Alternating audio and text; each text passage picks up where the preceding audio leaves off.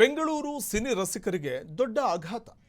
Iconic theatre ಅಂತಲೇ ಕರೆಸಿಕೊಳ್ತಿದ್ದಂತಹ Urvashi theatre ಇನ್ನಿರೋದಿಲ್ಲ.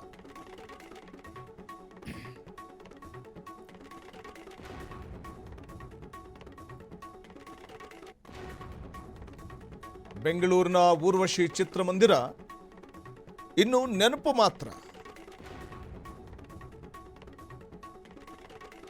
Court ಆದೇಶದಂತೆ Urvashi theatre ನೆಲಸಮ ಮಾಡಲಾಗುತ್ತೆ.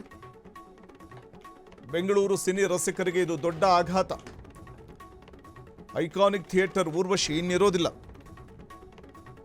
ಬೆಂಗಳೂರಿನ ಐಕಾನಿಕ್ ಥಿಯೇಟರ್ ಊರ್ವಶಿ ಚಿತ್ರಮಂದಿರ ನೆಲಸಮಗೊಳ್ತಾ ಇದ್ದು ಕೋರ್ಟ್ ಆದೇಶದ ಹಿನ್ನೆಲೆಯಲ್ಲಿ 55 ವರ್ಷಗಳ ಸುದೀರ್ಘ ಸಿನಿ ಇತಿಹಾಸ ಕೊನೆಗೂ ಕೂಡ ಇತಿಹಾಸದ ಪುಟವನ್ನು ಸೇರಲಿದೆ. 1970ರಲ್ಲಿ ವರನಟ ಡಾಕ್ಟರ್ ರಾಜ್ಕುಮಾರ್ ಅವರಿಂದ ಉದ್ಘಾಟನೆಗೊಂಡಿದ್ದ ಈ ಲಕ್ಕಿ ಥಿಯೇಟರ್ ಕಾನೂನು ಹೋರಾಟ ಹಾಗೂ ಆಸ್ತಿ ವಿವಾದದ ಕಾರಣದಿಂದಾಗಿ ಆಗಸ್ಟ್ 24, 2026 ಸೋಮವಾರ ಅಂದರೆ ಇವತ್ತಿಂದ ಪೊಲೀಸ್ ಬಂದೋಬಸ್ತ್ನಲ್ಲಿ ಸಂಪೂರ್ಣವಾಗಿ ತೆರೆದುಕೊಳ್ತಾ ಇದೆ, ಅಂದರೆ ತೆರವುಗೊಳ್ತಾ ಇದೆ. ತೆರವು ಮಾಡುವಂಥ ಒಂದು ಪ್ರಕ್ರಿಯೆಯಲ್ಲಿ ನಡೀತಾ ಇರುವಂಥದ್ದನ್ನು ನಾವು ಗಮನಿಸಬಹುದಾಗಿದೆ. ಮನೋರಂಜನಾ ಲೋಕದಲ್ಲಿ ತನ್ನದೇ ಆದ ಛಾಪು ಮೂಡಿಸಿದಂಥ ಊರ್ವಶಿ ಚಿತ್ರಮಂದಿರದ ಪ್ರಮುಖ ನೆನಪುಗಳು ಇನ್ನು ನೆಲಸಮ ಆಗ್ತಾ ಇರುವಂಥದ್ದು ನಾವು ಕಾಣಬಹುದು.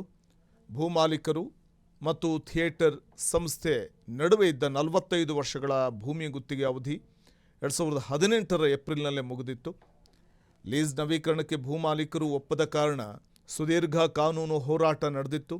ಕೊನೆಗೆ ಸುಪ್ರೀಂ ಕೋರ್ಟ್ ಭೂಮಾಲೀಕರ ಪರವಾಗಿ ತೀರ್ಪನ್ನು ನೀಡಿ ಜಾಗವನ್ನು ತೆರವುಗೊಳಿಸಲು ಆದೇಶವನ್ನು ನೀಡಿತು. ಅಂದಹಾಗೆ ಊರ್ವಶಿ ಚಿತ್ರಮಂದಿರ ಸುವರ್ಣ ಇತಿಹಾಸವನ್ನೇ ಹೊಂದಿರುವಂಥದ್ದು.